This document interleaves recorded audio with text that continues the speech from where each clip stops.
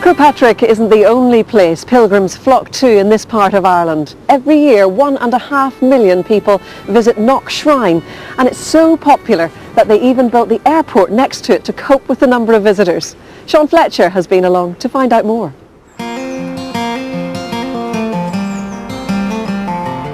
In the middle of this tiny village with a population of less than 1,000 people is one of the most spectacular sights in Ireland. This is no ordinary parish church.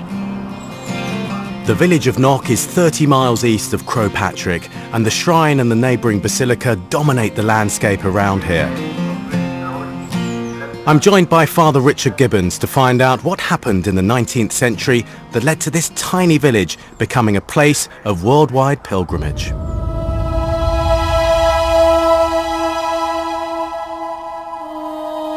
Father Richard, tell us what's happening here. Well, this represents the apparition that occurred on the 21st of August 1879. Rainy evening, surprise, surprise, at 8 o'clock in the evening, some people saw a bright light at the gable end of the parish church, which is what you're in front of here. So this was outside? This whole area was outside. And they saw it was identified as Our Lady, St. Joseph, St. John the Evangelist, and right at the centre of the apparition itself was the altar, the lamb and the cross, surrounded by what was seen to be angels. The apparition lasted 2 hours. There are 15 official testimonies from the local parish here. And this is what they would have seen? This is exactly what they would have seen, because the apparition lasted so long, they were able to examine it in absolute minute detail. So people got to hear about it. It was reported in the newspapers, and people just started coming then. In fact, there were pilgrimages from Canada and Australia within a year or two. Of course, immediately after the apparition, there were many testimonies as to miracles that would have taken place, cures, and people that said that they would have received their sight again and that kind of thing. But you do see very old photographs with the wall here festooned with sticks and crutches and all of that as a testimony to people who would have perhaps received a cure. Next door to the shrine is this remarkable basilica. Built in 1976, it's recently undergone a massive refurbishment in the hope that Pope Francis will visit on his trip to Ireland next year. Well, it's an amazing place, but there's one thing you just can't miss, and it's up there. And that's the mosaic. It's one of the largest single pieces of mosaic on a single flat surface in Europe. It depicts the apparition, of course, of 1879. And what we incorporated, which hasn't been really done before, are all the witnesses that came out on the evening of the apparition itself.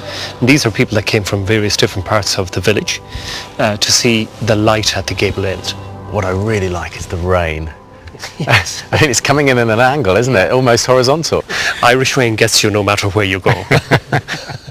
Since we have refurbished the basilica, we've seen people simply coming in, sitting down, contemplating the mosaic and reflecting on what Knock means to people. And that's what separates this from being just a tourist attraction to being a place where people come. It's precisely pilgrims. the point. Absolutely.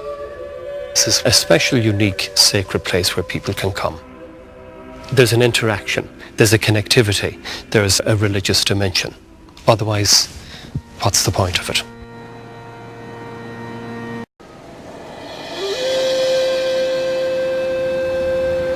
The islands of Clew Bay attract tourists from all over the world who come to admire their natural beauty and tranquil setting.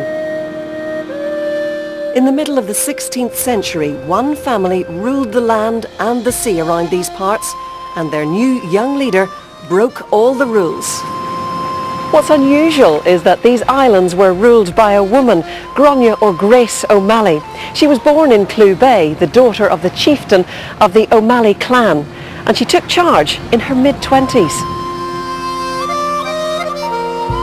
Anne Chambers has written the history of this remarkable woman and is meeting me here at Grace's castle on Clare Island.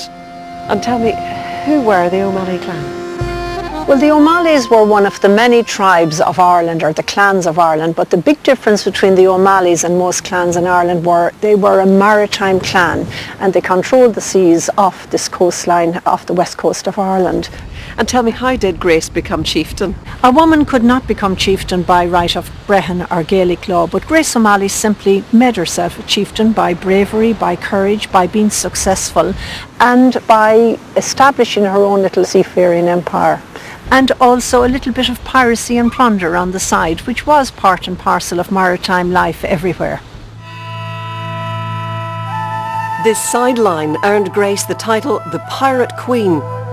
Such was her confidence that when her son was held on grounds of treason by the English Tudors, she took her case straight to the top.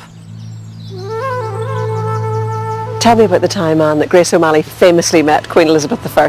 Well, in 1593, with the aid of some letters that she wrote personally to the Queen, these two elderly ladies sat down, did a deal.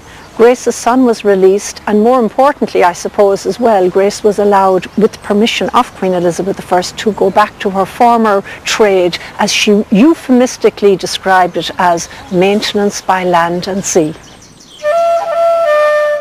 Despite making a living through piracy, Grace had a faith and was baptised here at the Abbey on Clare Island.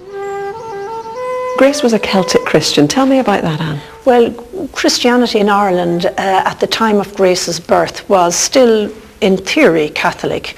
But of course, the Church in Ireland really had moved away in many respects from the Church of Rome. For example, the clergy were married. Also, the Irish Church was not paying Rome its Peter's pence or its tax. Here in this lovely abbey, for example, the medieval wall paintings do not depict religious iconology. There are no images of saints. They represent nature, they represent myth and legend, and they represent aspects of the old pagan past. The Irish Church could be said to have moved into a secular mode during the time of Grace O'Malley. And how would Grace have squared her piracy with her faith? Although she's known as the Pirate Queen, her piracy was very limited, really. It was limited to toll-taking.